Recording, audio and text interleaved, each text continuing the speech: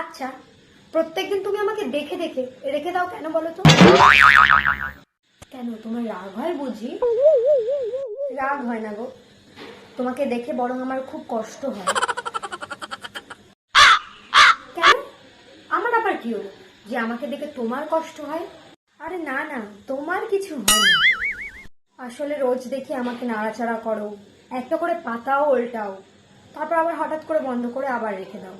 কি করব বলো, পড়তে আমার একদম ভালো লাগে না। সেজন্যই তো আমার খুব কষ্ট হয় যে তুমি কিছু শিখতে পারবে না, তুমি কিছু জানতে পারবে না, আর পরীক্ষাতেও রেজাল্ট খারাপ করবে। জানি তো, কিন্তু তাও পড়তে ভালো লাগে না। তবে হ্যাঁ, অনেক সময় খুব মন করে যে আমি অনেক অনেক অনেক অনেক পড়বো, কিন্তু তাও হয় না।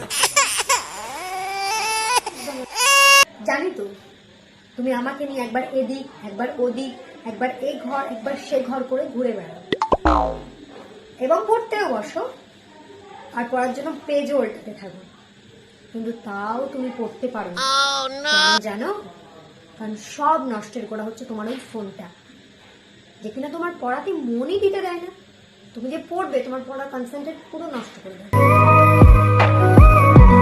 ঠিকই বলেছো, সবই বুঝতে পারি যে পড়তে হবে, ভালো রেজাল্ট করতে হবে, অনেক কিছু শিখতে হবে, কিন্তু সব আমার ভাবাই ভুল। আজকে মনটা আমার সেই ফোনের দিকে, ফোনটাই যত নষ্টের গোড়া।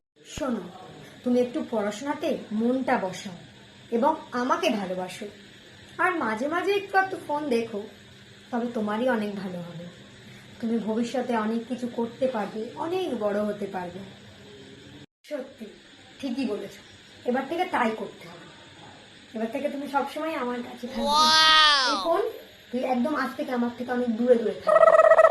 আমি তো আজ থেকে আমার বইকে অনেক ভালোবাসবো। আমার বই আমি অনেক অনেক পড়বো, অনেক অনেক কিছু শিখতে পারবো, জানতে পারবো, অনেক অনেক ভালোবাসি। আর হ্যাঁ, আমাদের ভালোবাসার মাঝখানে একদম তুই দূরত্বই বাড়াবি না। যা,